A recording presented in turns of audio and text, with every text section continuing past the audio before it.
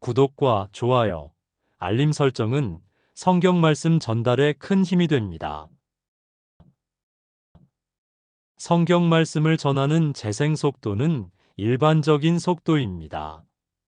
너무 빠르거나 너무 느리신 분들은 화면 오른쪽 상단의 톱니바퀴 모양을 누르시고 재생 속도에서 조절하여 들어주시면 편안하게 들으실 수 있습니다.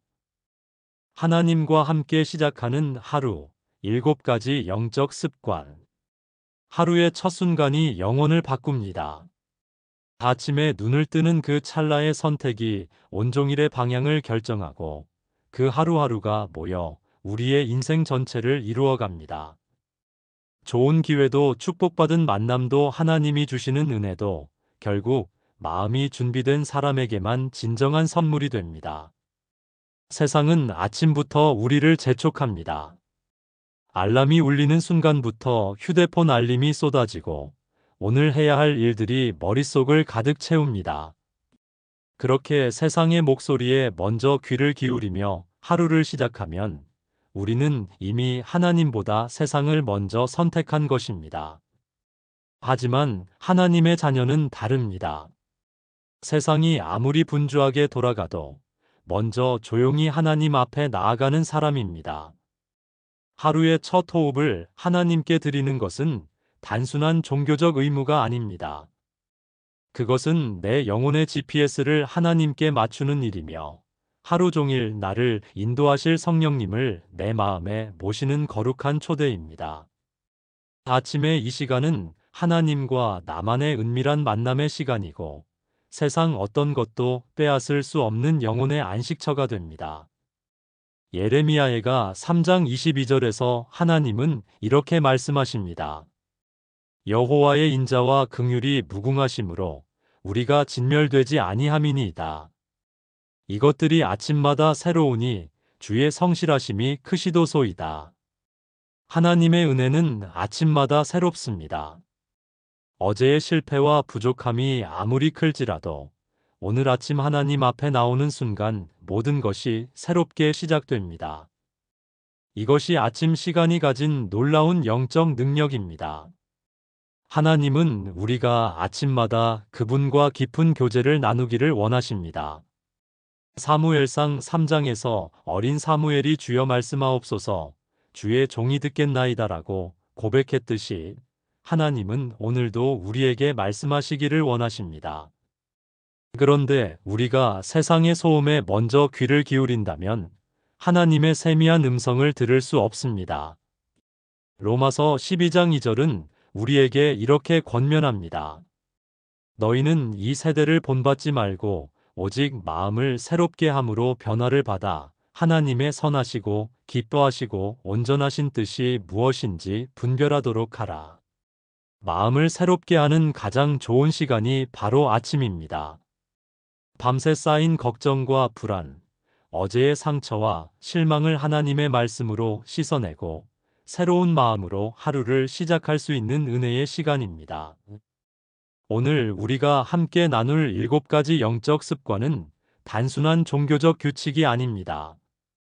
이것은 하나님과 깊이 연결되어 살아가는 삶의 비밀이며 어떤 상황에서도 흔들리지 않는 영적 기초를 세우는 지혜입니다.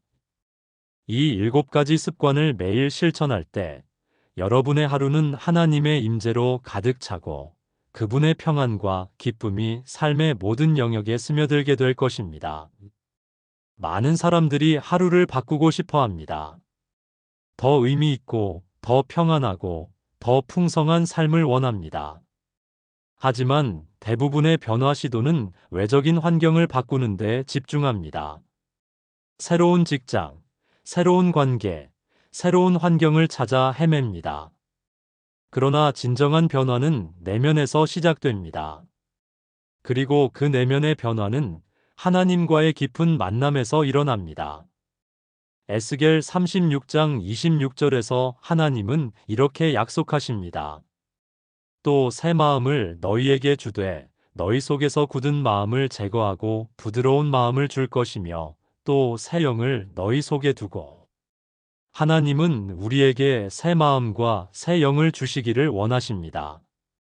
그런데 이 놀라운 변화는 아침마다 하나님 앞에 나아와 우리 자신을 그분께 드릴 때 일어납니다. 아침 시간의 영적 습관이 왜 이렇게 중요할까요? 첫째, 아침은 우리의 마음이 가장 열려있는 시간이기 때문입니다. 밤새 쉰 우리의 영혼은 새로운 것을 받아들일 준비가 되어 있습니다. 둘째, 아침에 형성된 마음의 상태가 하루 종일 지속되기 때문입니다. 아침에 하나님과 만난 평안과 기쁨은 하루 종일 우리를 지켜줍니다. 셋째, 아침 시간은 세상의 소음이 가장 적은 시간이기 때문입니다. 하나님의 세미한 음성을 들을 수 있는 최적의 환경이 바로 아침입니다. 첫째는 생명에 대한 감사로 깨어나는 것입니다. 눈을 뜨는 순간부터 하나님의 은혜를 인정하고 감사하는 마음으로 하루를 시작하는 것입니다. 둘째는 하나님의 음성에 귀 기울이는 시간을 갖는 것입니다. 세상의 소음을 차단하고 오직 하나님의 음성만을 기다리는 거룩한 침묵의 시간을 갖는 것입니다. 셋째는 말씀으로 마음을 새롭게 하는 것입니다. 하나님의 말씀을 마음에 새기고 그 말씀이 우리의 생각과 감정을 다스리게 하는 것입니다. 넷째는 성령님께 하루를 온전히 의탁하는 것입니다. 내 계획과 내 능력이 아닌 성령님의 인도하심을 구하고 그분께 주도권을 맡기는 것입니다. 다섯째는 사랑으로 섬길 마음을 준비하는 것입니다. 오늘 만날 사람들을 향한 하나님의 마음을 품고 그들을 사랑하고 섬길 준비를 하는 것입니다. 여섯째는 시험과 유혹을 이기는 영적 갑옷을 입는 것입니다. 하루 종일 우리를 공격할 영적 전쟁에 대비하여 하나님의 전신갑주로 무장하는 것입니다. 마지막 일곱째는 하나님의 영광을 위한 삶을 다짐하는 것입니다. 오늘 하루의 모든 말과 행동이 하나님께 영광이 되도록 다짐하는 것입니다. 이 일곱 가지 습관은 서로 연결되어 있습니다. 감사로 시작된 마음이 하나님의 음성을 더 선명하게 듣게 하고, 말씀으로 새로워진 마음이 성령님의 인도를 더 민감하게 받아들이게 합니다. 사랑으로 준비된 마음이 영적 전쟁에서 승리하게 하고, 그 모든 것이 하나님의 영광을 드러내는 거룩한 삶으로 이어집니다. 이러한 영적 습관들이 우리 삶에 가져다주는 변화는 놀랍습니다. 첫째, 내면의 평안이 깊어집니다. 세상이 아무리 어수선해도 마음 깊은 곳에서 흘러나오는 하나님의 평안을 경험하게 됩니다. 둘째, 하나님과의 관계가 더욱 친밀해집니다. 매일 아침 하나님과 만나는 시간을 통해 그분을 더 깊이 알아가고 사랑하게 됩니다. 셋째, 일상의 모든 순간이 거룩해집니다. 하나님과 함께 시작한 하루는 평범한 일상도 하나님과 동행하는 거룩한 시간이 됩니다. 넷째, 어려움 앞에서 담대해집니다. 하나님께서 나와 함께 하신다는 확신이 있기 때문에 어떤 시험이 와도 두려워하지 않게 됩니다. 다섯째, 다른 사람들을 더 깊이 사랑하게 됩니다. 하나님의 사랑을 매일 경험하는 사람은 자연스럽게 그 사랑을 다른 사람들에게도 흘려보내게 됩니다. 여섯째, 삶의 목적이 분명해집니다. 하나님의 영광을 위해 사는 삶의 목표가 선명해지고 그 목표를 향해 흔들림 없이 나아가게 됩니다. 마지막으로 일곱째, 하루하루가 감사와 기쁨으로 가득해집니다. 하나님과 함께하는 삶은 결코 무료하거나 우울할 수 없습니다. 매일 새로운 은혜를 발견하고 하나님의 선하심을 경험하며 그분이 주시는 기쁨으로 넘치게 됩니다. 고린도전서 10장 31절에서 바울은 이렇게 말합니다. 그런즉 너희가 먹든지 마시든지 무엇을 하든지 다 하나님의 영광을 위하여 하라. 이 말씀은 우리의 하루가 어떠해야 하는지를 분명히 보여줍니다. 먹는 것도 마시는 것도 일하는 것도 쉬는 것도 말하는 것도 생각하는 것도 모든 것이 하나님의 영광을 위한 것이어야 합니다. 그리고 이런 삶은 하루아침에 만들어지는 것이 아닙니다. 매일 아침 하나님 앞에 나아가 그분과 깊이 만나는 시간을 통해 조금씩 형성되어 가는 것입니다. 아침에 눈을 뜨면 가장 먼저 이렇게 기도해 보십시오. 하나님 아버지, 오늘도 새로운 생명을 주셔서 감사합니다. 이 하루를 제 뜻이 아닌 주님의 뜻으로 채워주시고 제 계획이 아닌 주님의 계획으로 인도해 주세요. 오늘 하루 종일 주님과 동행하며 주님의 마음으로 세상을 바라보고 주님의 사랑으로 사람들을 섬기게 하소서. 이 하루가 주님께 영광이 되고 많은 사람들에게 복이 되는 시간이 되게 해주세요. 예수님의 이름으로 기도드립니다. 아멘. 이 짧은 기도는 하루 전체를 하나님께 드리는 영적 선언이며 동시에 하나님의 임재를 내 삶 가운데 초대하는 믿음의 고백입니다. 이렇게 시작된 하루는 결코 헛되지 않습니다. 하나님이 친히 인도하시고 보호하시며 그분의 놀라운 계획을 우리 삶을 통해 이루어 가실 것입니다. 오늘 하루도 하나님과 함께 승리하시기를 축복합니다. 첫 번째, 생명에 대한 감사로 깨어나기. 눈을 뜨는 그 순간, 당신은 이미 하나님의 기적을 경험하고 있습니다. 어젯밤 잠들 때까지만 해도 확신할 수 없었던 오늘이라는 선물을 받은 것입니다. 심장이 밤새 8시간 동안 쉬지 않고 뛰었고, 폐가 수만 번의 호흡을 반복했으며, 뇌가 꿈을 만들어내고 몸의 모든 기관이 완벽한 조화를 이루며 생명을 유지해 왔습니다. 이 모든 것이 당신이 잠든 사이에 하나님의 손길로 이루어진 일입니다. 그런데 우리는 얼마나 자주 이 놀라운 사실을 당연하게 여기며 하루를 시작할까요? 알람 소리에 짜증을 내며 일어나고 피곤함을 호소하며 침대에서 나오기를 주저합니다. 세상의 무게가 어깨를 짓누르고 오늘 해야 할 일들이 벌써부터 마음을 무겁게 만듭니다. 하지만 하나님의 자녀에게는 다른 선택이 있습니다. 바로 감사로 하루를 여는 것입니다. 예레미야가 3장 22절부터 23절에서 예레미야는 이렇게 고백합니다. 여호와의 인자와 긍휼이 무궁하심으로 우리가 진멸되지 아니함이니이다. 이것들이 아침마다 새로우니 주의 성실하심이 크시도소이다. 하나님의 인자하심은 아침마다 새롭습니다. 어제의 실패와 좌절이 아무리 컸을지라도, 어제의 죄와 부족함이 아무리 무거웠을지라도 오늘 아침 하나님의 긍휼은 완전히 새롭게 시작됩니다. 이것이 바로 감사로 깨어나야 하는 이유입니다.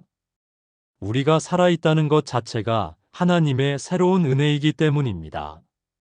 시편 118편 24절에서 다윗은 이렇게 노래합니다.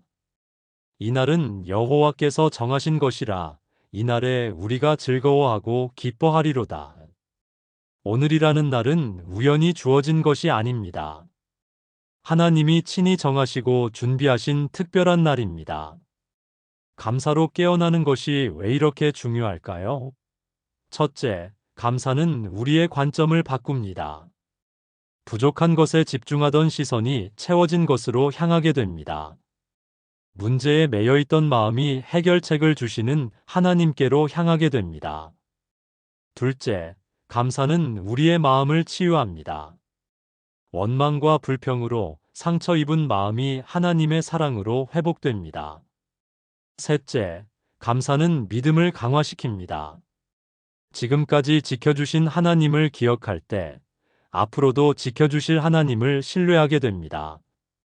데살로니가전서 5장 18절에서 바울은 명확하게 말합니다. 범사에 감사하라. 이것이 그리스도 예수 안에서 너희를 향하신 하나님의 뜻이니라. 좋은 일이 있을 때만 감사하라는 것이 아닙니다. 범사에, 즉 모든 상황에서 감사하라는 것입니다. 이것이 하나님의 뜻입니다. 그런데 어떻게 어려운 상황에서도 감사할 수 있을까요?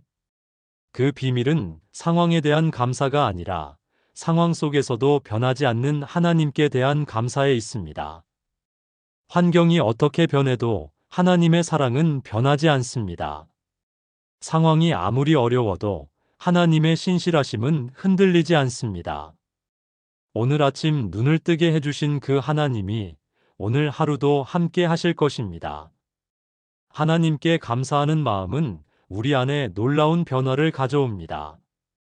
의학적으로도 감사는 스트레스 호르몬을 감소시키고 면역력을 강화하며 혈압을 낮추고 수면의 질을 향상시킨다는 연구 결과들이 있습니다.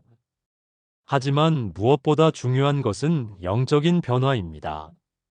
감사하는 마음은 성령님의 임재를 경험하게 하는 통로가 됩니다. 실제로 어떻게 감사로 깨어날 수 있을까요? 가장 간단하면서도 강력한 방법이 있습니다. 눈을 뜨자마자 아직 침대에 누워있는 그 순간에 이렇게 속삭여 보십시오. 하나님, 오늘도 살아있게 해주셔서 감사합니다. 이 한마디만으로도 당신의 하루는 감사로 시작됩니다. 그 다음에는 조금 더 구체적으로 감사할 수 있습니다. 숨을 쉴 수 있음에 감사하고, 볼 수 있고 들을 수 있음에 감사하며, 움직일 수 있음에 감사하십시오. 가족이 있음에 감사하고, 집이 있음에 감사하며, 오늘 먹을 음식이 있음에 감사하십시오. 일자리가 있음에 감사하고, 친구들이 있음에 감사하며, 예배할 자유가 있음에 감사하십시오. 시편 100편 4절과 5절은 이렇게 말씀합니다. 감사함으로 그의 문에 들어가며 찬송함으로 그의 궁정에 들어가서 그에게 감사하며 그의 이름을 송축할지어다. 여호와는 선하시니 그의 인자하심이 영원하고 그의 성실하심이 대대에 이르리로다. 감사는 하나님 앞에 나아가는 문입니다. 감사하는 마음으로 하루를 시작하면 그날 하루 내내 하나님의 궁정에서 살아가는 것과 같습니다. 감사의 기적은 여기서 끝나지 않습니다. 감사로 시작된 하루는 감사를 발견하는 하루가 됩니다. 아침에 감사한 마음으로 일어난 사람은 하루 종일 감사할 일들을 발견하게 됩니다. 작은 것에서도 하나님의 손길을 보게 되고 어려운 상황에서도 하나님의 선하심을 경험하게 됩니다. 이것이 바로 감사의 선순환입니다. 때로는 감사하기 어려운 아침이 있을 것입니다. 몸이 아프거나 마음이 무거우거나 앞이 막막한 상황에 있을 때가 있습니다. 그런 아침에도 작은 감사부터 시작해 보십시오. 하나님, 비록 몸은 아프지만 아직 숨을 쉴 수 있어서 감사합니다. 마음은 무겁지만 주님이 함께 계셔서 감사합니다. 앞이 막막하지만 주님이 길을 여시는 분이심을 믿고 감사합니다. 하박국 3장 17절부터 18절에서 하박국 선지자는 놀라운 고백을 합니다. 비록 무화과나무가 무성하지 못하며 포도나무에 열매가 없으며 감람나무에 소출이 없으며 밭에 먹을 것이 없으며 우리의 양이 없으며 외양간에 소가 없을지라도 나는 여호와로 말미암아 즐거워하며 나의 구원의 하나님으로 말미암아 기뻐하리로다. 이것이 바로 진정한 감사입니다. 상황이 좋아서가 아니라 하나님이 좋으셔서 드리는 감사입니다. 감사로 깨어나는 습관을 기르기 위해 실천할 수 있는 구체적인 방법들이 있습니다. 첫째, 침대 머리맡에 작은 노트를 두고 매일 아침 감사할 일 3가지를 적어 보십시오. 둘째, 알람 소리를 감사 찬양으로 바꿔 보십시오. 셋째, 세수할 때마다 거울을 보며 하나님, 오늘도 이 얼굴로 하루를 시작하게 해주셔서 감사합니다라고 말해 보십시오. 로마서 1장 21절에서 바울은 인간의 타락에 대해 설명하면서 이렇게 말합니다. 하나님을 알되 하나님을 영화롭게도 아니하며 감사하지도 아니하고 오히려 그 생각이 허망하여지며 미련한 마음이 어두워졌음이라. 감사하지 않는 마음은 영적 어둠의 시작입니다. 반대로 감사하는 마음은 영적 빛의 시작입니다. 오늘 아침부터 이렇게 기도해 보십시오. 하나님 아버지, 오늘도 생명을 주셔서 감사합니다. 이 수만 번, 심장 박동 한 번이 모두 아버지의 은혜임을 고백합니다. 오늘 하루 종일 감사하는 마음으로 살게 하시고 작은 것에서도 아버지의 사랑을 발견하게 하소서. 어려운 일이 있어도 아버지께 감사할 수 있는 믿음을 주시고 이 감사가 다른 사람들에게도 전해지게 하소서. 오늘도 아버지와 동행하는 하루가 되게 해주세요. 예수님의 이름으로 기도합니다. 아멘. 감사로 깨어나는 것은 단순한 긍정적 사고가 아닙니다. 이것은 하나님의 주권을 인정하고 그분의 선하심을 신뢰하며 그분의 사랑 안에서 안식하는 믿음의 행위입니다. 감사로 시작된 하루는 하나님의 기적으로 가득한 하루가 될 것입니다. 당신의 눈이 하나님의 은혜를 보는 눈으로 열리고 당신의 마음이 하나님의 사랑을 느끼는 마음으로 부드러워지며 당신의 입술이 하나님을 찬양하는 입술로 열릴 것입니다. 두 번째, 하나님의 음성에 귀 기울이기. 세상은 우리를 향해 끊임없이 말을 쏟아냅니다. 휴대폰 알림, 뉴스 속보, SNS 메시지, 광고 소리, 사람들의 대화가 하루 종일 우리의 귓가를 맴돕니다. 현대인은 하루 평균 3만 4천 개의 정보를 접한다고 합니다. 이 모든 소음 속에서 우리는 정작 가장 중요한 음성을 놓치고 살아갑니다. 바로 하나님의 음성입니다. 하나님은 지금도 말씀하고 계십니다. 침묵하시는 하나님이 아니라 끊임없이 그분의 자녀들과 대화하기를 원하시는 하나님이십니다. 문제는 우리가 듣지 못하는 것입니다. 아니, 정확히 말하면 듣지 않는 것입니다. 세상의 소음에 귀가 익숙해져서 하나님의 세미하고 고요한 음성을 분별하지 못하는 것입니다. 사무엘상 3장에서 우리는 놀라운 장면을 목격합니다. 어린 사무엘이 성전에서 잠들어 있을 때 하나님이 그를 부르셨습니다. 사무엘아, 사무엘아, 하나님의 음성이었지만 사무엘은 제사장 엘리가 부르는 줄 알고 달려갔습니다. 세 번째가 되어서야 엘리는 깨달았습니다. 하나님이 이 아이를 부르고 계시다는 것을. 그래서 엘리는 사무엘에게 이렇게 가르쳐 주었습니다. 가서 누워 있다가 그가 너를 부르시거든 말하기를 여호와여 말씀하옵소서 주의 종이 듣겠나이다 하라. 주여 말씀하옵소서 주의 종이 듣겠나이다. 이것이 바로 하나님의 음성에 귀 기울이는 자의 고백입니다. 먼저 하나님께 말씀해 달라고 요청하고 그 다음에 듣겠다고 고백하는 것입니다. 순서가 중요합니다. 내가 먼저 말하는 것이 아니라 하나님이 먼저 말씀하시기를 기다리는 것입니다. 그런데 왜 우리는 하나님의 음성을 듣지 못할까요? 첫째, 우리가 너무 바쁘기 때문입니다. 아침에 일어나자마자 세상의 일정에 쫓겨 살아갑니다. 하나님과 대화할 시간을 내지 않습니다.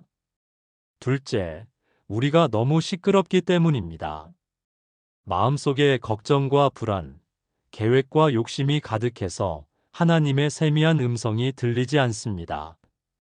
셋째, 우리가 듣고 싶은 것만 듣기 때문입니다.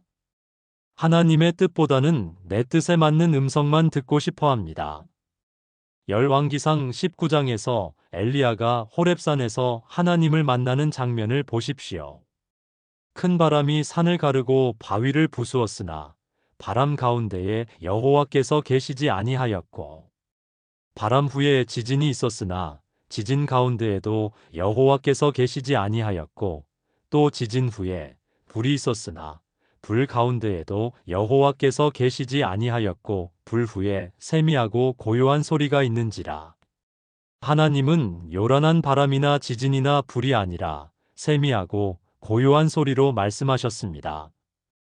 하나님의 음성은 대부분 세미하고 고요합니다. 천둥같이 요란하지 않습니다. 그래서 조용한 마음으로 귀를 기울여야 들을 수 있습니다. 아침의 고요한 시간, 세상이 아직 잠들어 있는 그 시간이 하나님의 음성을 듣기에 가장 좋은 시간입니다. 그렇다면 실제로 어떻게 하나님의 음성에 귀를 기울일 수 있을까요? 가장 기본적인 방법은 침묵의 시간을 갖는 것입니다. 하루에 단 5분이라도 완전히 조용한 시간을 가져보십시오.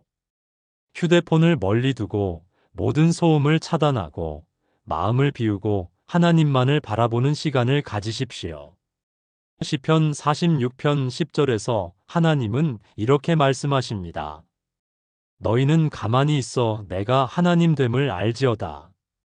가만히 있어라는 말은 히브리어로 라파인데 이는 손을 놓다, 힘을 빼다라는 뜻입니다. 우리의 모든 애쓰는 노력을 멈추고 우리의 모든 계획과 걱정을 내려놓고 오직 하나님만 바라보라는 의미입니다. 침묵 속에서 하나님을 기다리는 것이 처음에는 어색하고 어려울 수 있습니다. 잡념이 자꾸 일어나고 해야 할 일들이 생각나고 마음이 불안해질 수 있습니다. 그럴 때는 호흡에 집중해 보십시오. 숨을 들이쉴 때마다 예수님이라고 속으로 말하고 숨을 내쉴 때마다 사랑합니다라고 고백해 보십시오. 아니면 주님, 말씀해 주세요라고 반복해서 기도해 보십시오. 하나님의 음성을 듣는 또 다른 방법은 성경을 묵상하는 것입니다. 하나님은 주로 그분의 말씀을 통해 우리에게 말씀하십니다. 성경의 한 구절을 천천히 읽으면서 하나님이 오늘 나에게 특별히 말씀하시는 부분이 있는지 귀를 기울여 보십시오. 어떤 단어나 문장이 마음에 특별히 와닿는다면 그것이 하나님의 음성일 가능성이 높습니다. 요한복음 10장 27절에서 예수님은 이렇게 말씀하셨습니다. 내 양은 내 음성을 들으며 나는 그들을 알며 그들은 나를 따르느니라. 하나님의 자녀는 하나님의 음성을 들을 수 있습니다. 이것은 특별한 소수에게만 주어진 능력이 아닙니다. 모든 그리스도인이 가진 영적 권리입니다. 하나님의 음성을 분별하는 방법도 중요합니다. 진짜 하나님의 음성은 몇 가지 특징이 있습니다. 첫째, 성경 말씀과 일치합니다. 하나님은 자신의 말씀에 모순되는 것을 말씀하지 않으십니다. 둘째, 평안을 줍니다. 하나님의 음성을 들으면 마음에 평안이 임합니다. 셋째, 사랑을 담고 있습니다. 하나님은 사랑이시므로 그분의 음성에는 항상 사랑이 담겨 있습니다. 넷째, 열매를 맺습니다. 하나님의 음성에 순종하면 선한 열매를 맺게 됩니다. 반면에 하나님의 음성이 아닌 것들도 있습니다. 두려움을 주는 음성, 죄로 이끄는 음성, 교만하게 만드는 음성, 다른 사람을 미워하게 만드는 음성은 하나님의 음성이 아닙니다. 마귀는 거짓의 아비임으로 거짓된 음성으로 우리를 속이려 합니다. 하나님의 음성을 듣는 것은 일방적인 것이 아닙니다. 하나님이 말씀하시면 우리도 응답해야 합니다. 사무엘처럼 주의 종이 듣겠나이다라고 고백하고 들은 말씀에 순종하는 것이 중요합니다. 순종하지 않으면 하나님의 음성을 점점 더 듣기 어려워집니다. 이사야 30장 21절은 이렇게 약속합니다. 너희가 우편으로 치우치든지 좌편으로 치우치든지 내 뒤에서 말소리가 내 귀에 들리기를 이것이 길이니 행하라 할 것이며 하나님은 우리가 올바른 길로 가도록 음성으로 인도해 주십니다. 우리가 귀를 기울이기만 하면 됩니다. 현실적으로 하나님의 음성을 듣는 습관을 기르려면 어떻게 해야 할까요? 첫째, 매일 일정한 시간을 정해서 침묵의 시간을 가지십시오. 처음에는 5분부터 시작해서 점차 늘려가십시오. 둘째, 성경을 읽을 때 하나님이 나에게 특별히 말씀하시는 구절이 있는지 주의 깊게 살펴보십시오. 셋째, 하루 종일 하나님과 대화하는 마음으로 지내십시오. 일하면서도 걸으면서도 쉬면서도 주님, 지금 제게 말씀해 주세요 라고 기도해 보십시오. 넷째, 하나님의 음성이라고 생각되는 것들을 메모해 두십시오. 나중에 되돌아보면서 정말 하나님의 음성이었는지 점검해 볼 수 있습니다. 다섯째, 믿음의 선배들과 나누십시오. 하나님의 음성을 잘 듣는 사람들에게 조언을 구하고 함께 기도해 보십시오. 하나님의 음성을 듣는 것이 때로는 고통스러울 수도 있습니다. 하나님이 내가 듣고 싶지 않은 말씀을 하실 때가 있기 때문입니다. 회개하라고 하실 때, 용서하라고 하실 때, 내려놓으라고 하실 때가 있습니다. 그러나 그런 말씀일수록 우리에게 꼭 필요한 말씀입니다.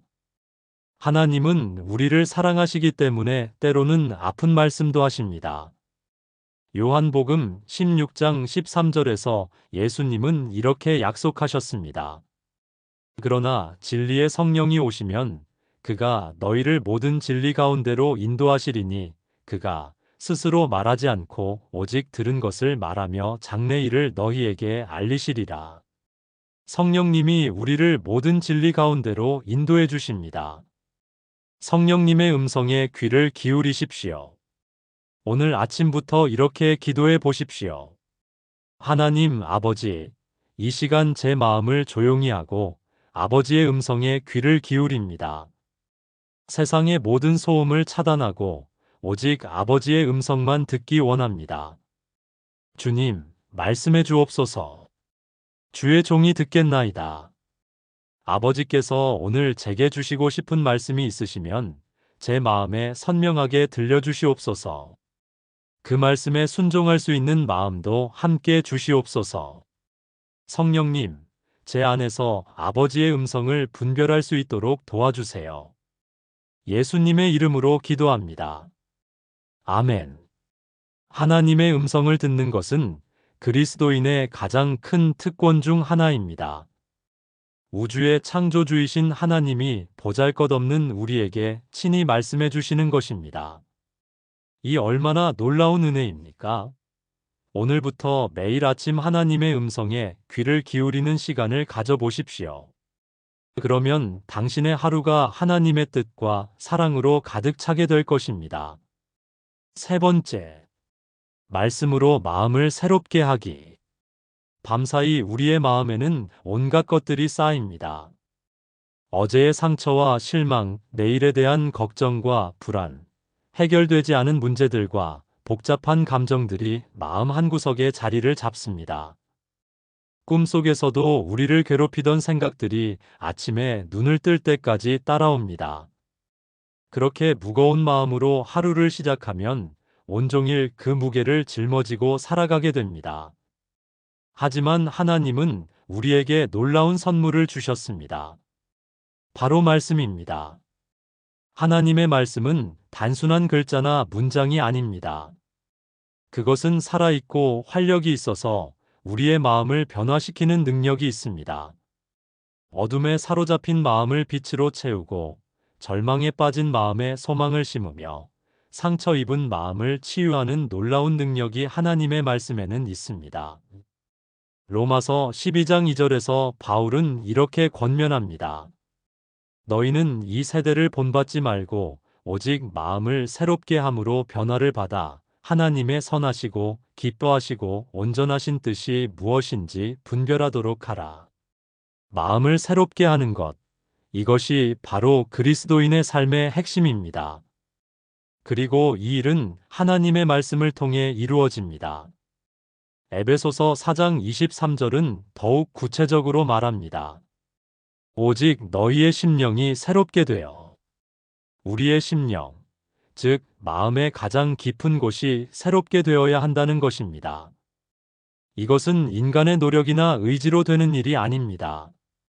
오직 하나님의 말씀의 능력으로만 가능한 일입니다. 히브리서 4장 12절은 하나님 말씀의 능력을 이렇게 증거합니다. 하나님의 말씀은 살아있고 활력이 있어 좌우의 날선 어떤 검보다도 예리하여 혼과 영과 및 관절과 골수를 찔러 쪼개기까지 하며 또 마음의 생각과 뜻을 판단하나니. 하나님의 말씀은 우리 마음의 가장 깊은 곳까지 들어가서 변화를 일으킵니다. 그렇다면 어떻게 말씀으로 마음을 새롭게 할 수 있을까요? 첫째, 말씀을 단순히 읽는 것을 넘어서 묵상해야 합니다. 묵상이란 말씀을 마음에 새기고 되새기며 그 의미를 깊이 생각하는 것입니다. 시편 1편 2절에서 복 있는 사람의 특징을 이렇게 묘사합니다. 여호와의 율법을 즐거워하여 그의 율법을 주야로 묵상하는도다. 묵상의 히브리어 하가는 원래 소가 되새김질하는 것을 뜻합니다. 소가 먹은 풀을 계속 씹고 또 씹어서 완전히 소화하듯이 우리도 하나님의 말씀을 계속 마음에서 되새기며 그 영양분을 완전히 흡수해야 합니다. 한 번 읽고 지나가는 것이 아니라 계속해서 그 말씀을 마음에 새기고 생각하는 것입니다. 둘째, 말씀을 개인적으로 적용해야 합니다. 성경은 일반적인 교훈서가 아닙니다. 하나님이 바로 나에게 주시는 개인적인 편지입니다. 말씀을 읽을 때마다 하나님이 오늘 나에게 무엇을 말씀하고 계실까? 라는 질문을 가지고 읽어야 합니다. 그러면 같은 말씀이라도 내 상황과 필요에 맞게 새롭게 다가옵니다.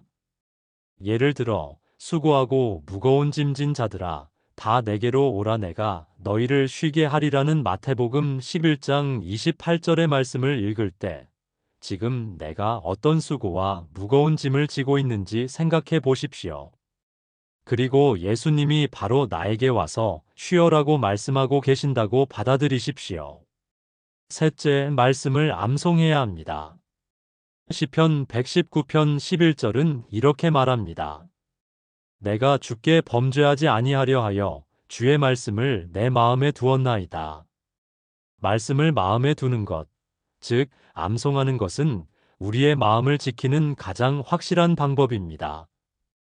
유혹이 올 때, 낙심할 때, 두려울 때 암송한 말씀이 우리를 지켜줍니다. 말씀 암송이 어렵다고 생각하지 마십시오. 하루에 한 구절씩만 외워도 1년이면 365개의 말씀을 마음에 저장할 수 있습니다.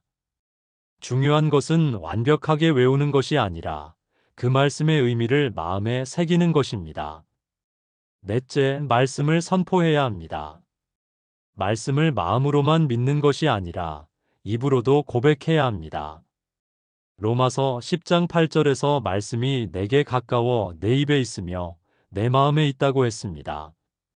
마음에 있는 말씀을 입으로 선포할 때 그 말씀의 능력이 나타납니다. 아침에 일어나서 하나님의 약속의 말씀들을 큰 소리로 선포해 보십시오.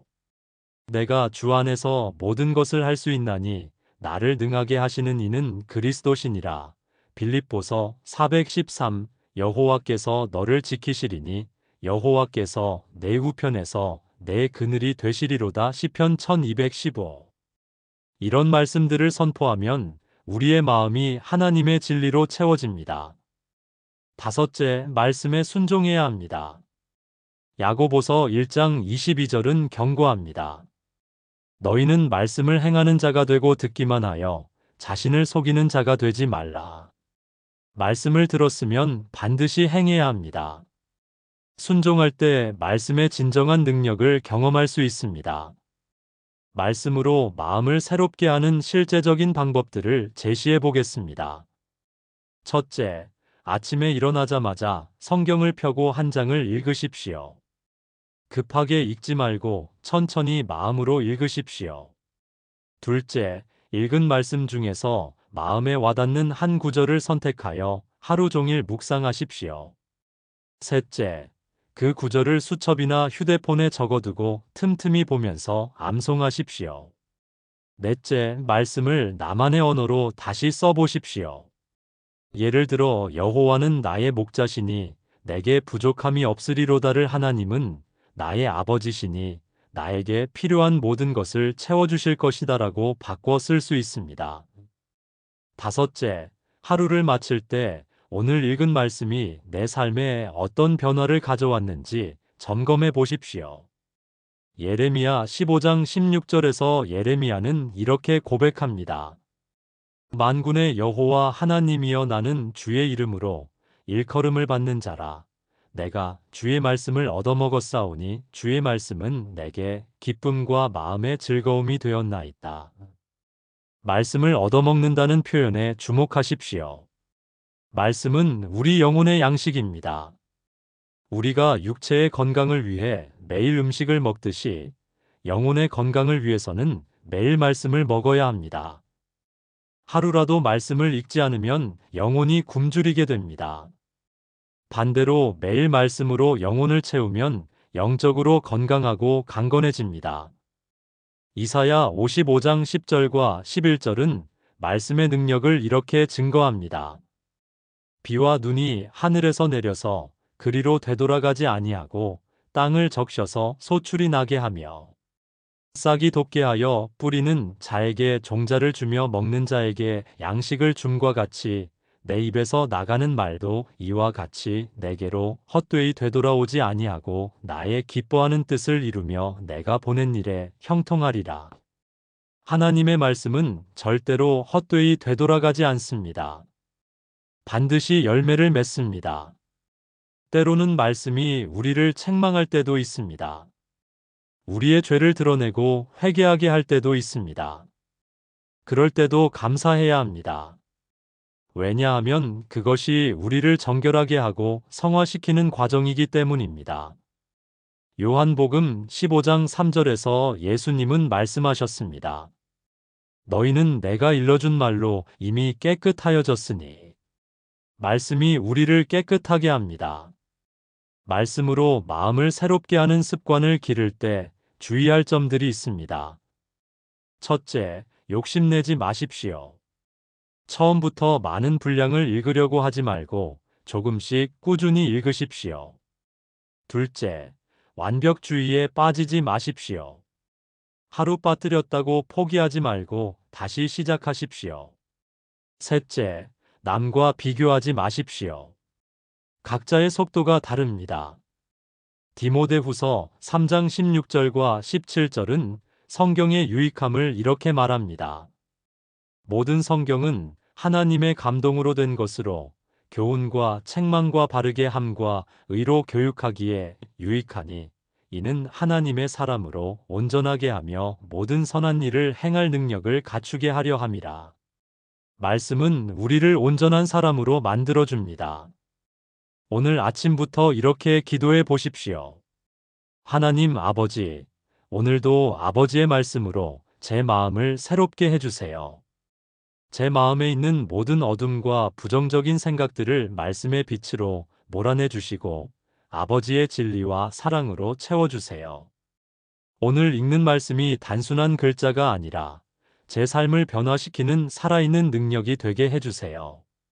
말씀을 듣기만 하는 자가 아니라 순종하는 자가 되게 하시고 말씀대로 살아가는 하루가 되게 해주세요. 예수님의 이름으로 기도합니다. 아멘. 말씀으로 마음을 새롭게 하는 것은 하루아침에 이루어지는 일이 아닙니다. 하지만 매일 조금씩 쌓여가는 말씀의 능력은 우리의 전 인격을 변화시킵니다.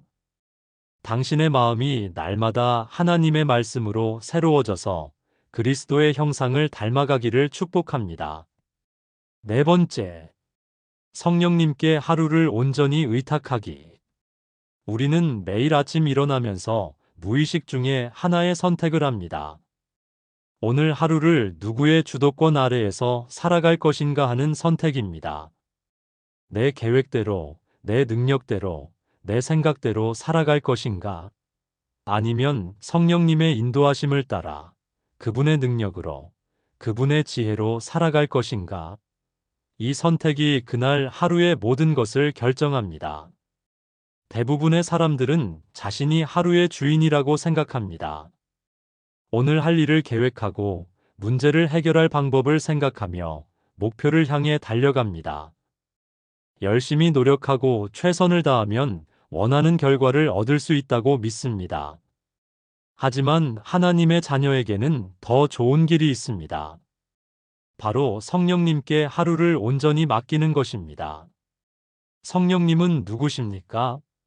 요한복음 14장 26절에서 예수님은 이렇게 말씀하셨습니다. 보혜사 곧 아버지께서 내 이름으로 보내실 성령 그가 너희에게 모든 것을 가르치고 내가 너희에게 말한 모든 것을 생각나게 하리라. 성령님은 우리의 보혜사이십니다. 도우시는 분, 위로하시는 분, 변호하시는 분이십니다. 또한 요한복음 16장 13절에서는 그러나 진리의 성령이 오시면 그가 너희를 모든 진리 가운데로 인도하시리니라고 하셨습니다. 성령님은 우리를 진리로 인도하시는 분입니다. 세상의 거짓과 미혹이 가득한 가운데서도 우리를 하나님의 진리로 이끌어 주시는 분입니다. 그런데 우리는 왜 성령님께 의탁하기를 어려워할까요? 첫째, 우리가 통제하고 싶어 하기 때문입니다. 내 인생의 핸들을 다른 누구에게 맡기는 것이 불안합니다. 둘째, 성령님의 인도하심이 내 생각과 다를 수 있기 때문입니다. 내가 원하는 방향과 성령님이 인도하시는 방향이 다를 때가 있습니다. 셋째, 성령님의 음성을 분별하기 어렵다고 생각하기 때문입니다. 하지만 로마서 8장 14절은 분명히 말합니다. 무릇 하나님의 영으로 인도함을 받는 사람은 곧 하나님의 아들이라. 성령님의 인도함을 받는 것이 바로 하나님의 자녀의 증거입니다. 우리는 성령님의 인도하심을 받을 수 있고 받아야 하며 받을 때 가장 복된 삶을 살 수 있습니다. 갈라디아서 5장 16절에서 바울은 이렇게 권면합니다. 내가 이르노니 너희는 성령을 따라 행하라 그리하면 육체의 욕심을 이루지 아니하리라. 성령을 따라 행하는 것과 육체의 욕심을 따라 행하는 것은 정반대입니다. 성령을 따라 행하면 평안과 기쁨이 있지만 육체의 욕심을 따라 행하면 갈등과 고통이 있습니다. 그렇다면 실제로 어떻게 성령님께 하루를 의탁할 수 있을까요? 첫째, 하루의 시작에서 성령님께 주도권을 드려야 합니다. 아침에 일어나서 가장 먼저 이렇게 기도하십시오. 성령님, 오늘 하루 저를 인도해 주세요. 제 계획이 아니라 아버지의 뜻을 따라 살게 해주세요. 이것은 단순한 의례적 기도가 아닙니다. 진심으로 성령님께 하루의 주도권을 넘겨드리는 믿음의 고백입니다. 둘째, 매 순간 성령님께 의존해야 합니다. 잠언 3장 6절은 범사의 그를 인정하라 그리하면 내 길을 지도하시리라고 했습니다. 큰 일뿐만 아니라 작은 일에서도 성령님을 인정하고 의존해야 합니다. 어떤 말을 할 때도, 어떤 결정을 내릴 때도, 어떤 행동을 할 때도 먼저 성령님께 여쭈어 보는 습관을 길러야 합니다. 셋째, 성령님의 열매를 추구해야 합니다. 갈라디아서 5장 22절과 23절은 성령의 열매를 이렇게 소개합니다. 오직 성령의 열매는 사랑과 희락과 화평과 오래 참음과 자비와 양선과 충성과 온유와 절제니 이 같은 것을 금지할 법이 없느니라. 성령님께 의탁한 삶은 이런 열매들로 가득합니다. 성령님께 의탁하는 삶의 구체적인 모습들을 살펴보겠습니다. 아침에 일어나서 오늘의 일정을 계획할 때 먼저 성령님께 기도하며 시작하십시오. 성령님, 오늘 제가 해야 할 일들을 보여주세요. 어떤 일을 우선순위로 해야 할지 알려주세요. 그러면 성령님이 지혜를 주셔서 가장 중요한 일부터 할 수 있게 하실 것입니다. 사람들과 만날 때도 성령님께 의탁하십시오. 성령님, 이 사람과의 만남을 축복해 주세요. 제가 어떤 말을 해야 할지, 어떻게 도울 수 있을지 알려주세요. 그러면 성령님이 적절한 말과 행동을 인도해 주실 것입니다. 어려운 문제에 직면했을 때도 먼저 성령님께 의탁하십시오. 내 지혜와 경험으로 해결하려고 서두르지 말고 성령님께 해결책을 구하십시오. 고린도전서 2장 10절은 오직 하나님이 성령으로 이것을 우리에게 보이셨으니 성령은 모든 것 곧 하나님의 깊은 것까지도 통달하시느니라고 했습니다. 성령님은 모든 문제의 해답을 아시는 분입니다. 성령님께 의탁하는 삶이 가져다주는 유익들은 놀랍습니다. 첫째, 평안이 있습니다. 로마서 8장 6절은 육신의 생각은 사망이요, 영의 생각은 생명과 평안이니라고 했습니다. 성령님의 인도하심을 받으면 어떤 상황에서도 마음에 평안이 있습니다. 둘째, 지혜가 있습니다. 야고보서 1장 5절은 너희 중에 누구든지 지혜가 부족하거든 모든 사람에게 후히 주시고 꾸짖지 아니하시는 하나님께 구하라 그리하면 주시리라고 했습니다. 성령님은 모든 상황에서 필요한 지혜를 주시는 분입니다. 셋째, 능력이 있습니다. 사도행전 1장 8절에서 예수님은 오직 성령이 너희에게 임하시면 너희가 권능을 받고라고 하셨습니다. 성령님의 능력으로 우리는 혼자서는 할 수 없는 일들을 할 수 있게 됩니다. 넷째, 기쁨이 있습니다. 갈라디아서 5장 22절에서 성령의 열매 중 하나가 희락, 즉 기쁨입니다. 성령님께 의탁한 삶에는 세상이 빼앗을 수 없는 참된 기쁨이 있습니다. 다섯째, 인도하심이 있습니다. 시편 32편 8절에서 하나님은 내가 내 갈 길을 가르쳐 보이고 너를 주목하여 훈계하리로다라고 약속하셨습니다. 성령님은 우리의 모든 걸음을 인도해 주시는 분입니다. 성령님께 의탁할 때 주의해야 할 점들도 있습니다. 첫째, 성령님의 음성을 성경 말씀으로 확인해야 합니다. 성령님은 절대로 성경 말씀에 어긋나는 것을 말씀하지 않으십니다. 둘째, 성령님의 인도하심은 항상 사랑을 기반으로 합니다. 미움이나 원망을 조장하는 것은 성령님의 음성이 아닙니다. 셋째, 성령님의 인도하심은 평안을 줍니다. 골로새서 3장 15절은 그리스도의 평강이 너희 마음을 주장하게 하라고 했습니다. 성령님의 인도하심을 받으면 마음에 평안이 임합니다. 넷째, 성령님께 의탁하는 것은 게으름의 핑계가 되어서는 안 됩니다. 성령님은 우리가 최선을 다할 때 역사하십니다. 에베소서 5장 18절은 이렇게 명령합니다. 술 취하지 말라 이는 방탕한 것이니 오직 성령으로 충만함을 받으라.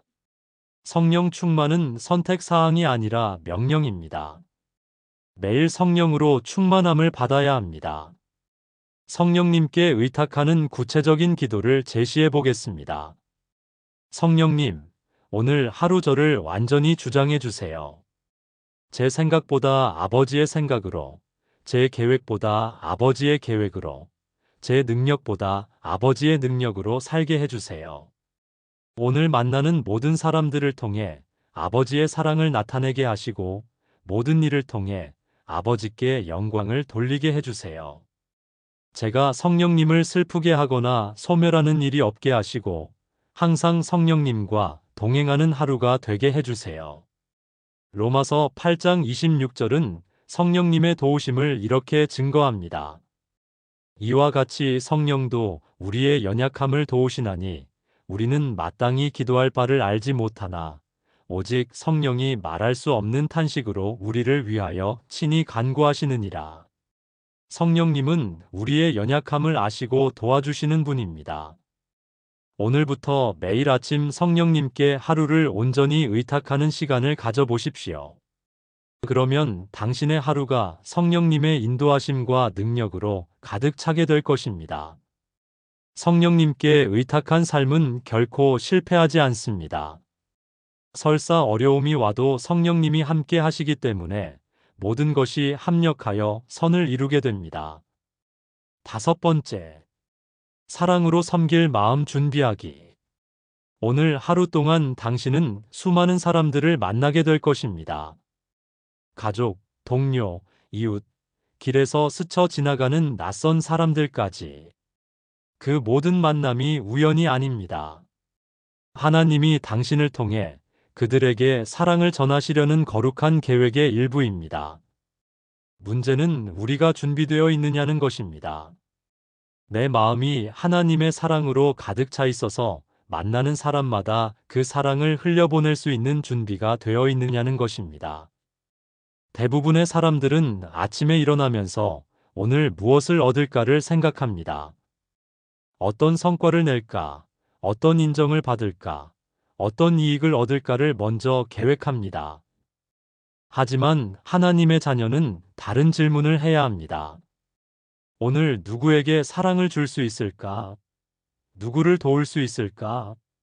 누구에게 하나님의 은혜를 전할 수 있을까?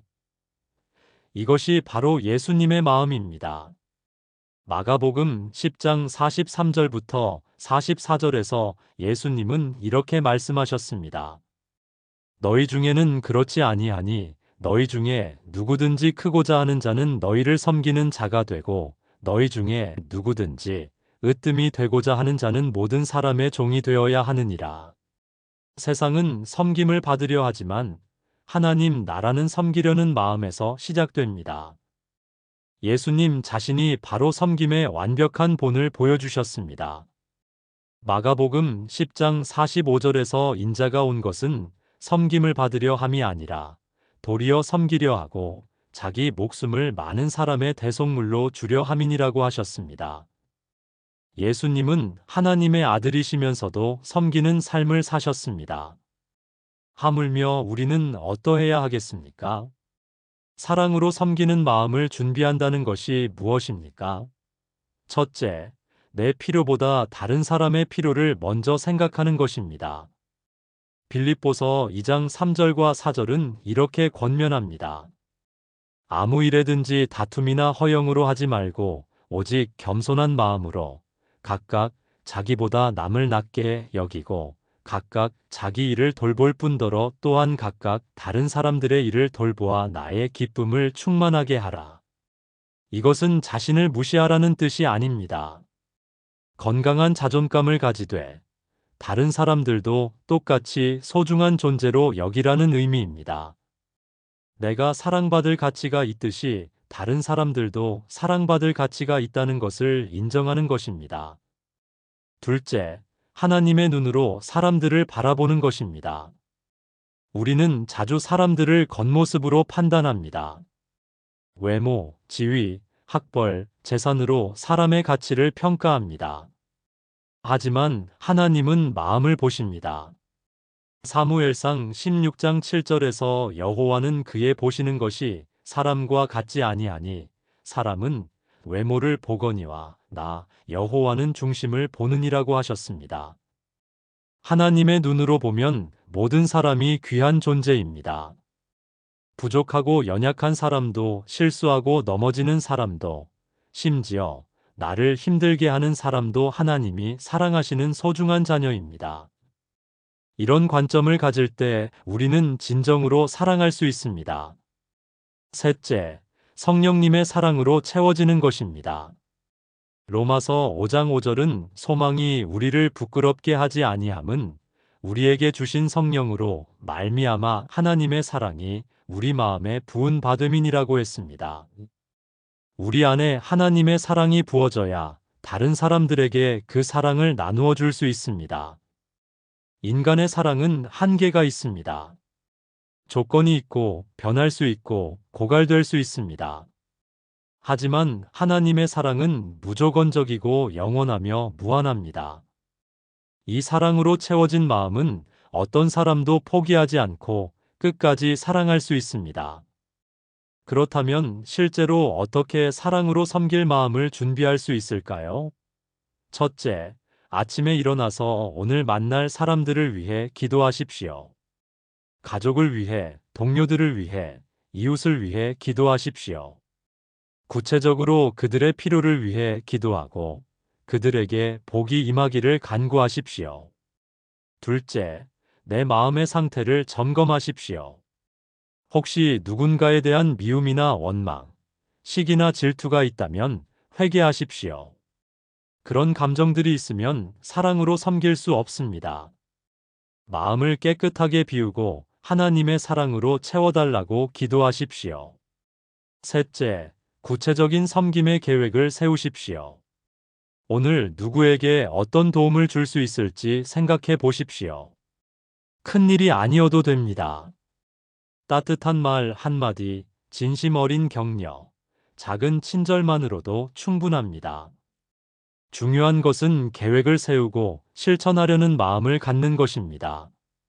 요한일서 3장 18절은 자녀들아, 우리가 말과 혀로만 사랑하지 말고 행함과 진실함으로 하자고 했습니다. 사랑은 행동으로 나타나야 합니다. 마음만으로는 부족합니다. 구체적인 행동이 따라야 진정한 사랑입니다. 사랑으로 섬기는 삶의 구체적인 모습들을 살펴보겠습니다. 가정에서는 가족들의 필요에 민감하게 반응하십시오. 피곤해하는 배우자에게 따뜻한 차 한 잔을 끓여주고 스트레스 받는 자녀에게 위로의 말을 건네주십시오. 작은 배려가 가정을 따뜻하게 만듭니다. 직장에서는 동료들을 격려하고 도우십시오. 어려운 일을 함께 해결하고 성공했을 때는 함께 기뻐하며 실패했을 때는 위로해 주십시오. 경쟁이 아니라 협력의 마음으로 일하십시오. 이웃과의 관계에서는 관심을 가지고 도움의 손길을 내미십시오.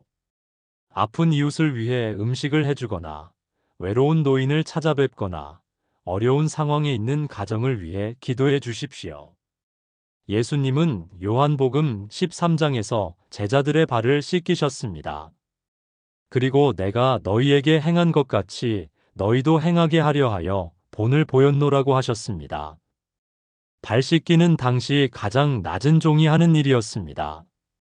예수님은 낮아지셔서 섬기는 모습을 보여주셨습니다. 사랑으로 섬기는 삶이 때로는 어려울 수 있습니다. 고마워하지 않는 사람들, 이용하려는 사람들, 오히려 상처를 주는 사람들을 만날 수 있습니다. 그럴 때는 예수님을 생각하십시오. 예수님도 사랑을 주셨지만 거절당하셨고 섬기셨지만 배신당하셨습니다. 그러나 끝까지 사랑하셨습니다. 고린도전서 13장 4절부터 7절은 사랑의 특징을 이렇게 묘사합니다. 사랑은 오래 참고 사랑은 온유하며 투기하지 아니하며 사랑은 자랑하지 아니하며 교만하지 아니하며 무례히 행하지 아니하며 자기의 유익을 구하지 아니하며 성내지 아니하며 악한 것을 생각하지 아니하며 불의를 기뻐하지 아니하며 진리와 함께 기뻐하고 모든 것을 참으며 모든 것을 믿으며 모든 것을 바라며 모든 것을 견디느니라. 이런 사랑으로 섬기기 위해서는 먼저 내가 하나님의 사랑을 깊이 경험해야 합니다. 요한일서 4장 19절은 우리가 사랑함은 그가 먼저 우리를 사랑하셨음이라고 했습니다. 하나님의 사랑을 받은 사람만이 다른 사람을 진정으로 사랑할 수 있습니다. 갈라디아서 6장 2절은 너희가 짐을 서로 지라 그리하여 그리스도의 법을 성취하라고 했습니다. 그리스도의 법은 사랑의 법입니다. 서로의 짐을 져주는 것, 서로를 돌보는 것이 바로 그리스도의 법을 성취하는 것입니다. 사랑으로 섬기는 삶의 결과는 놀랍습니다. 첫째, 내 마음이 기쁨으로 충만해집니다. 사도행전 20장 35절에서 범사에 여러분에게 본을 보여준 바와 같이 수고하여 약한 사람들을 돕고 또 주 예수께서 친히 말씀하신 바 주는 것이 받는 것보다 복이 있다 하심을 기억하여야 할지니라고 했습니다.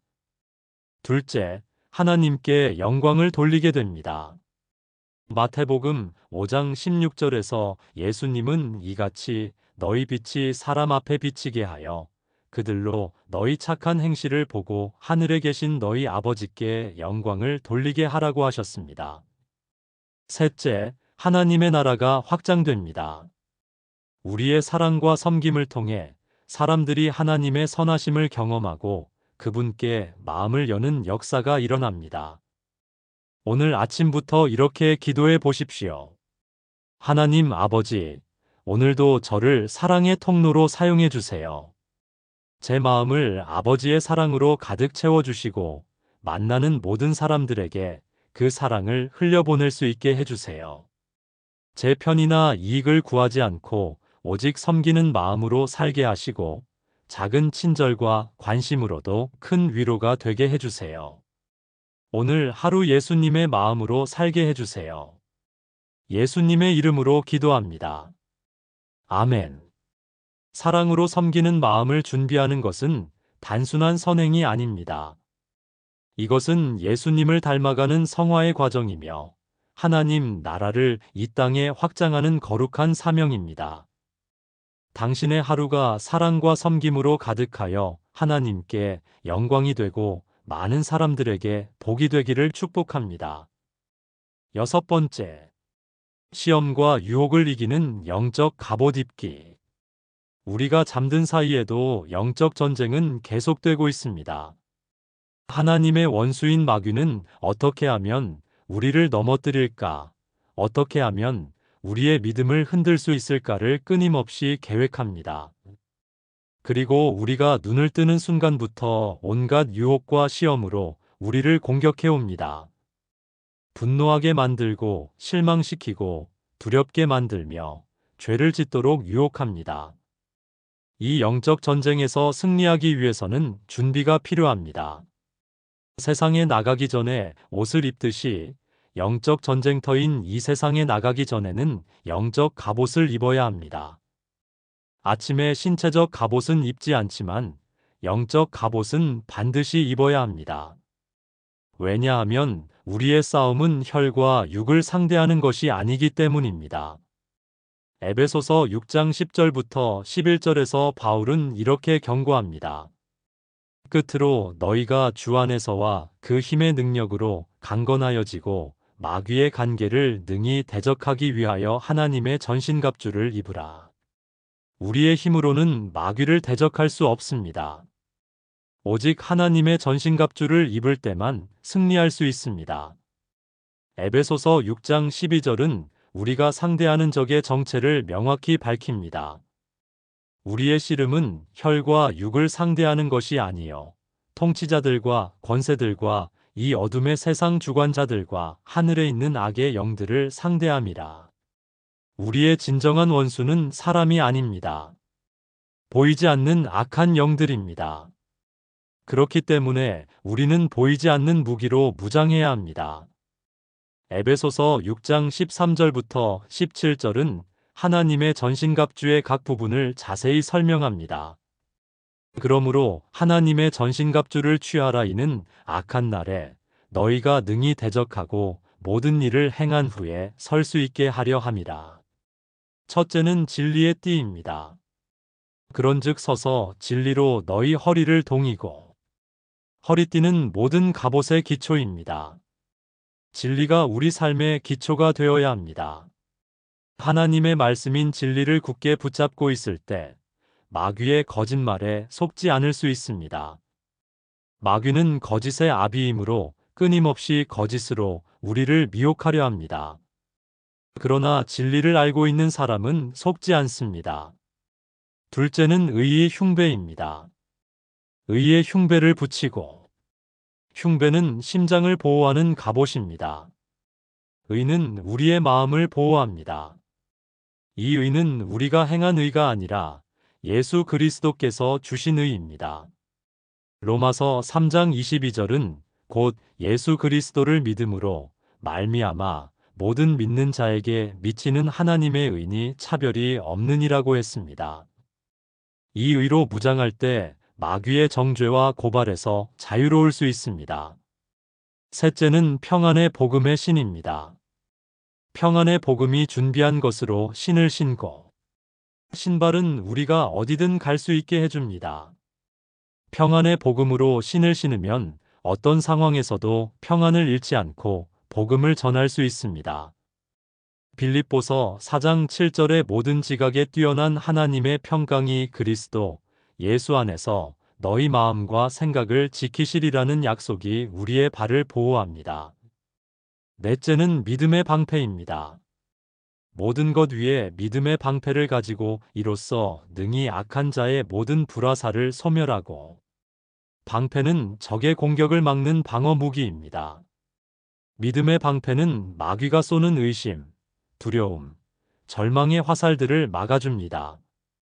마귀가 하나님이 정말 너를 사랑하실까? 라고 의심하게 할 때 믿음의 방패로 그 화살을 막을 수 있습니다. 다섯째는 구원의 투구입니다. 구원의 투구를 가지라. 투구는 머리를 보호합니다. 구원의 확신이 우리의 생각을 보호합니다. 마귀는 우리의 구원을 의심하게 만들려 합니다.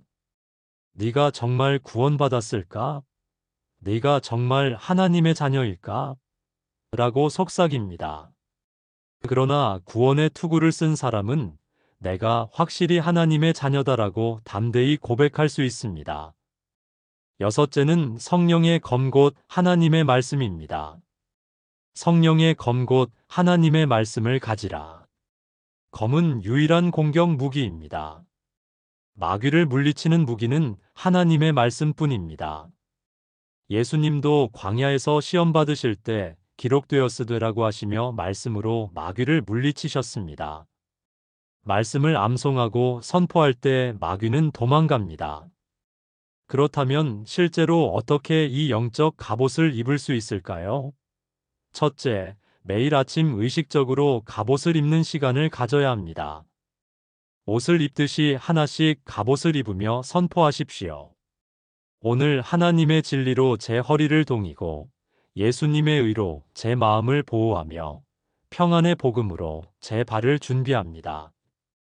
둘째, 하루 종일 이 갑옷을 의식하며 살아야 합니다. 유혹이 올 때마다 나는 지금 하나님의 갑옷을 입고 있다고 기억하십시오. 그리고 해당하는 갑옷으로 대응하십시오. 거짓말의 유혹이 올 때는 진리의 띠를, 정죄감이 몰려올 때는 의의 흉배를 의식하십시오. 셋째, 말씀으로 무장해야 합니다. 성령의 검인 하나님의 말씀을 항상 준비해야 합니다. 각종 유혹과 시험에 대응할 수 있는 말씀들을 미리 암송해 두십시오. 분노의 유혹이 올 때는 노하기를 더디하는 자는 용사보다 낫고자 먼 1632, 염려가 몰려올 때는 아무것도 염려하지 말고 빌립보서 46의 말씀을 선포하십시오. 베드로전서 5장 8절은 우리에게 경고합니다. 근신하라 깨어있으라 너희 대적 마귀가 우는 사자같이 두루다니며 삼킬 자를 찾나니. 마귀는 늘 우리를 넘어뜨릴 기회를 노리고 있습니다.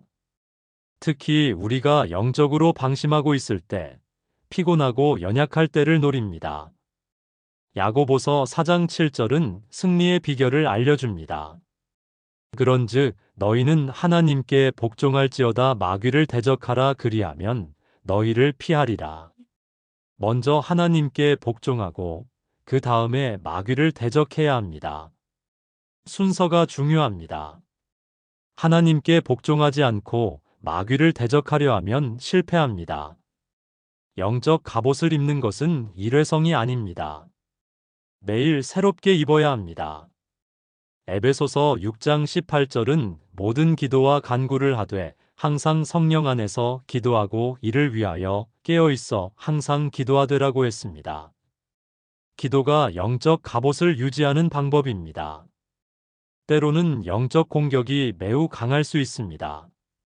하루 종일 부정적인 생각이 머리를 떠나지 않거나 계속해서 죄의 유혹이 몰려올 수 있습니다. 그럴 때는 더욱 적극적으로 영적 갑옷을 점검하고 강화해야 합니다. 혹시 벗어진 갑옷은 없는지, 약해진 부분은 없는지 살펴보십시오. 고린도후서 10장 4절은 우리의 싸우는 무기는 육신에 속한 것이 아니요 오직 어떤 견고한 진도 무너뜨리는 하나님 앞에서 능력 있는 것이라고 했습니다. 우리의 무기는 하나님 앞에서 능력이 있습니다. 마귀가 아무리 강해 보여도 하나님의 능력 앞에서는 무력합니다. 영적 갑옷을 입는 구체적인 기도를 제시해 보겠습니다. 하나님 아버지, 오늘도 영적 전쟁에서 승리하기 위해 주님의 전신갑주로 저를 무장시켜 주세요. 진리의 띠로 제 허리를 동이사 모든 거짓을 분별하게 하시고 의의 흉배로 제 마음을 보호하사 정죄감과 수치심에서 자유롭게 하소서. 평안의 복음으로 제 발을 준비하사 어디서나 주님의 평안을 누리고 전하게 하시고 믿음의 방패로 마귀의 모든 불화살을 막아주소서. 구원의 투구로 제 머리를 보호하사 구원의 확신 가운데 살게 하시고 성령의 검 곧 하나님의 말씀으로 모든 유혹을 물리치게 하소서. 로마서 8장 37절은 우리에게 확신을 줍니다. 그러나 이 모든 일에 우리를 사랑하시는 이로 말미암아 우리가 넉넉히 이기느니라. 우리는 그저 이기는 것이 아니라 넉넉히 이깁니다. 하나님의 사랑과 능력으로 압도적인 승리를 거둡니다. 오늘부터 매일 아침 하나님의 전신갑주를 입는 시간을 가져보십시오. 그러면 하루 종일 어떤 유혹과 시험이 와도 담대히 승리할 수 있을 것입니다. 영적 갑옷으로 무장한 당신은 마귀가 두려워하는 하나님의 전사입니다. 일곱 번째, 하나님의 영광을 위한 삶 다짐하기. 모든 아침에는 하나의 거룩한 질문이 우리를 기다리고 있습니다. 오늘 내 삶으로 누구에게 영광을 돌릴 것인가? 이 질문에 대한 답이 그날 하루의 모든 것을 결정합니다.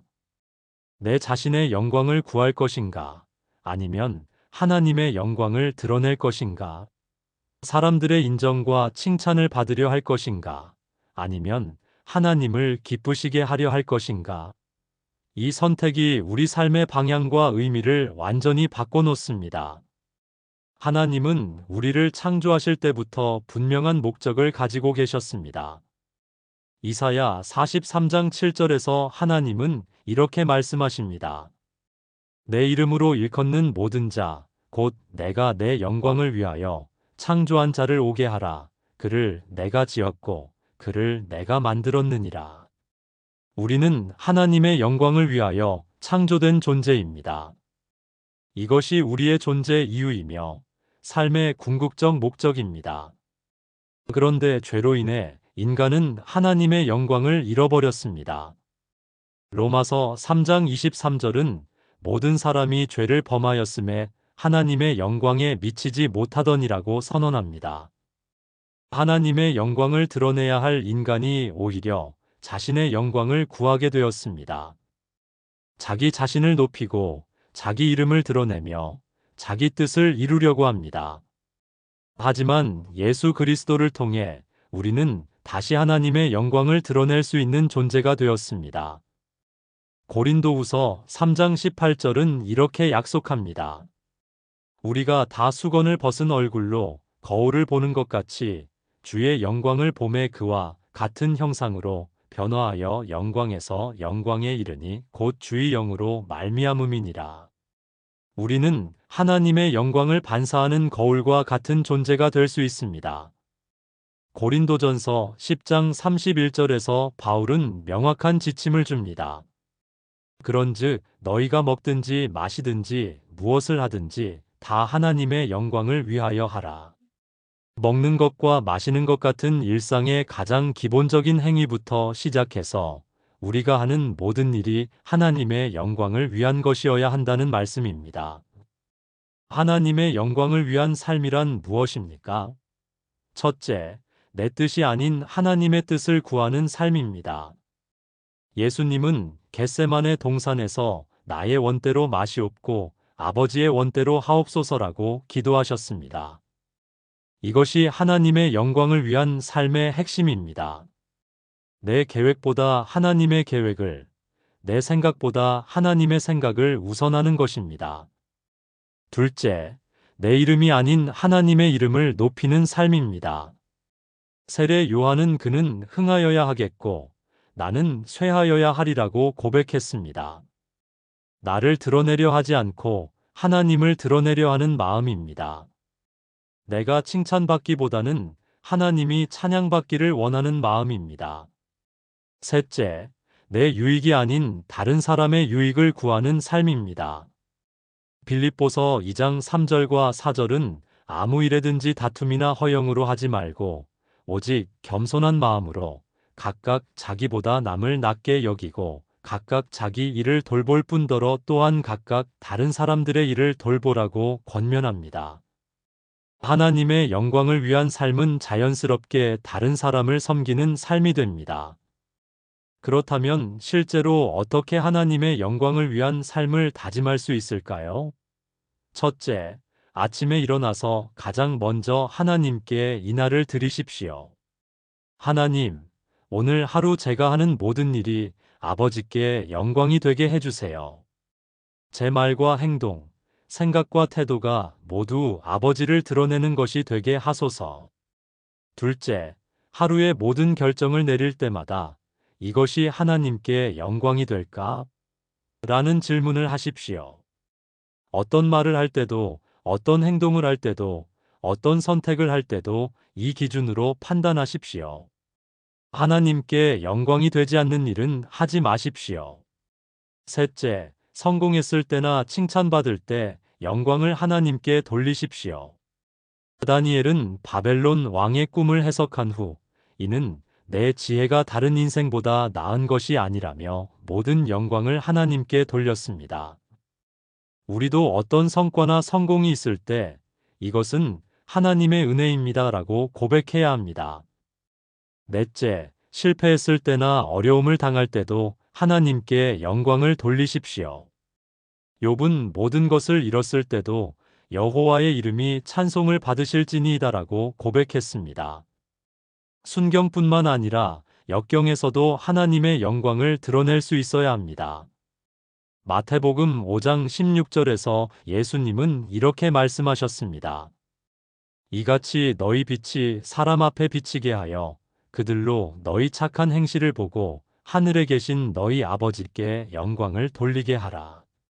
우리의 삶 자체가 하나님께 영광을 돌리는 도구가 되어야 합니다.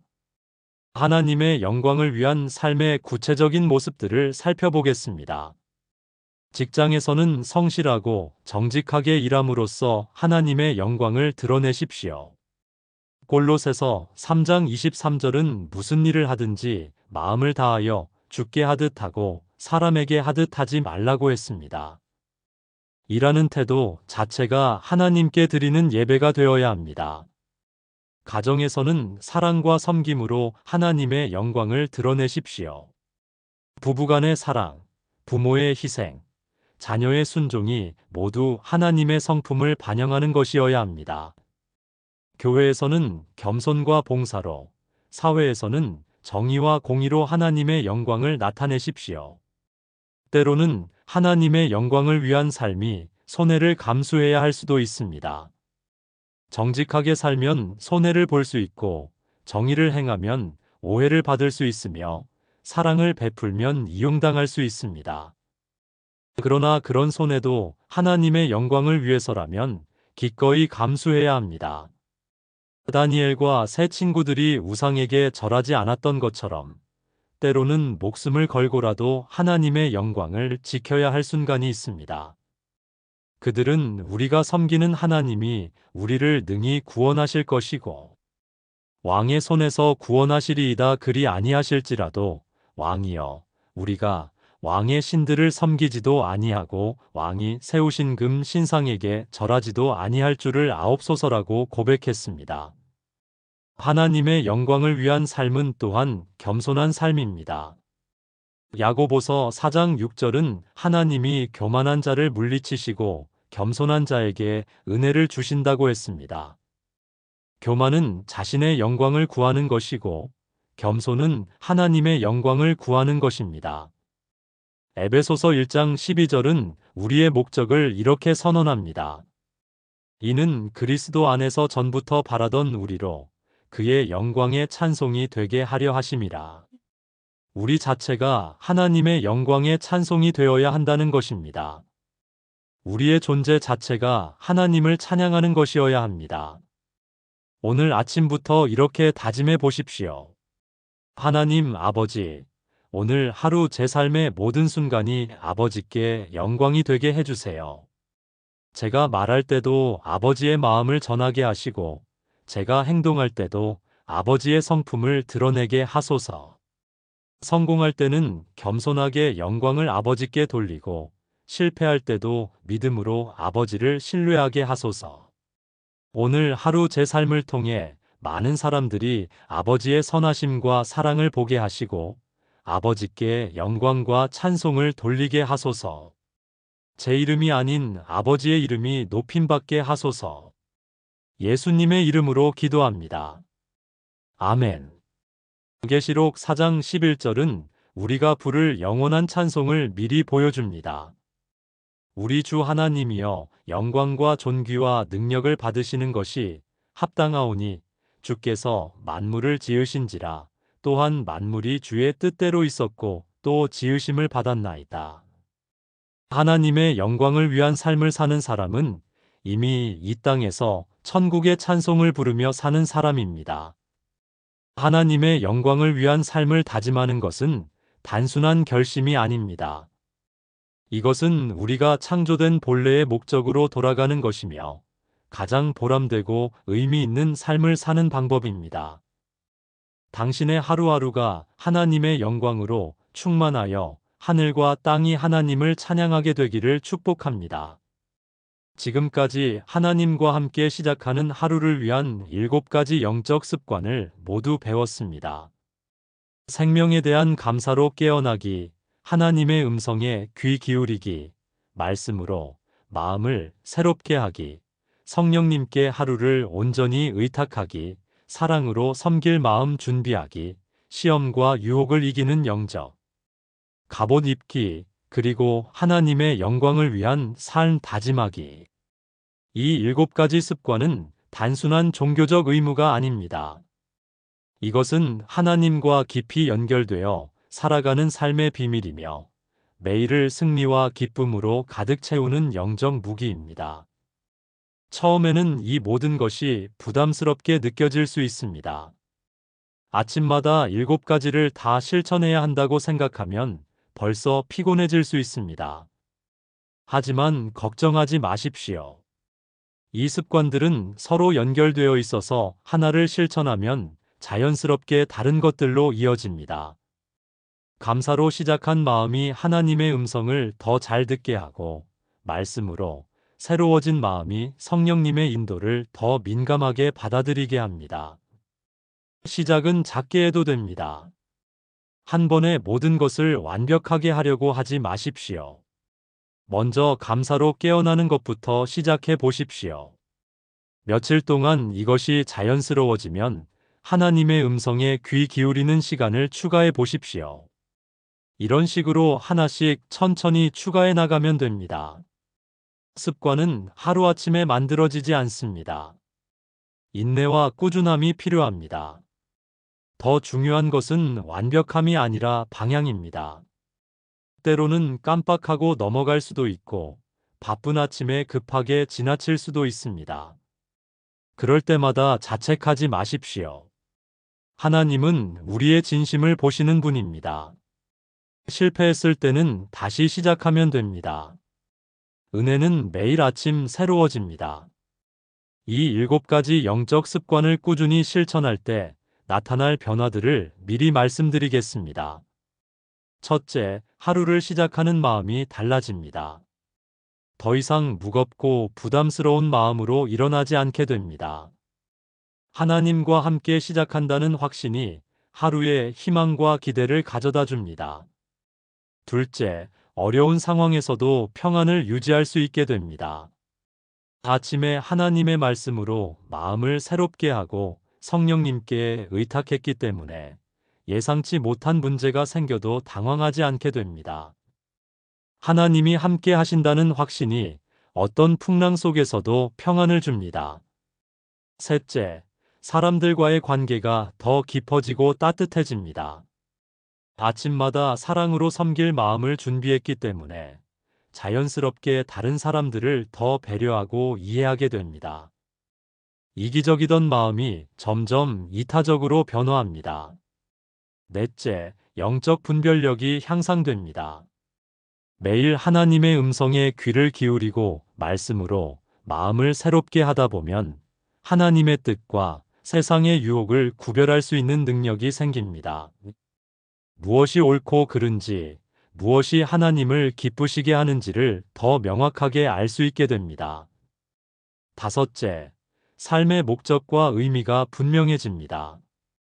하나님의 영광을 위해 산다는 확실한 목표가 있기 때문에 더 이상 방향 없이 헤매지 않게 됩니다. 작은 일도 큰 일도 모두 하나님의 영광이라는 렌즈를 통해 바라보게 됩니다. 여섯째, 감사가 삶의 기본 태도가 됩니다. 매일 아침 감사로 시작하다 보면 하루 종일 감사할 일들을 발견하는 눈이 열립니다. 불평과 원망이 줄어들고 하나님의 은혜를 인정하는 마음이 커집니다. 일곱째, 영적으로 성장하고 성숙해집니다. 꾸준한 영적 훈련을 통해 믿음이 더욱 견고해지고 하나님과의 관계가 더욱 친밀해집니다. 예수님을 닮아가는 변화가 서서히 일어납니다. 하지만 무엇보다 가장 큰 변화는 하나님과의 관계입니다. 이 7가지 습관은 단순한 종교적 행위가 아니라 하나님과 깊이 교제하는 방법입니다. 매일 아침 하나님 앞에 나아가 그분과 시간을 보낼 때 그분을 더 깊이 알게 되고 더 깊이 사랑하게 됩니다. 하나님도 이런 시간을 기다리고 계십니다. 당신이 매일 아침 그분 앞에 나와 교제하기를 간절히 원하십니다. 바쁜 하루를 시작하기 전에 잠시 멈추어 그분과 대화하고 그분의 사랑을 확인하며 그분의 뜻을 구하는 시간을 갖기를 바라십니다. 21일 동안 이 7가지 습관을 실천해 보십시오. 21일이면 새로운 습관이 형성되기 시작합니다. 매일 아침 이 7가지를 하나씩 점검하며 실천해 보십시오. 어떤 날은 모든 것을 다 할 수 있고 어떤 날은 몇 가지만 할 수 있을지도 모릅니다. 그래도 포기하지 마십시오. 이 습관들이 당신의 삶에 뿌리내릴 때 당신은 전에 경험해보지 못한 풍성하고 평안한 삶을 살게 될 것입니다. 하나님과 함께 시작하는 하루는 하나님의 기적으로 가득한 하루가 될 것입니다. 마지막으로 이 기도로 마무리하겠습니다. 하나님 아버지, 이 7가지 영적 습관을 통해 매일 아버지와 더 깊이 교제하며 살게 도와주세요.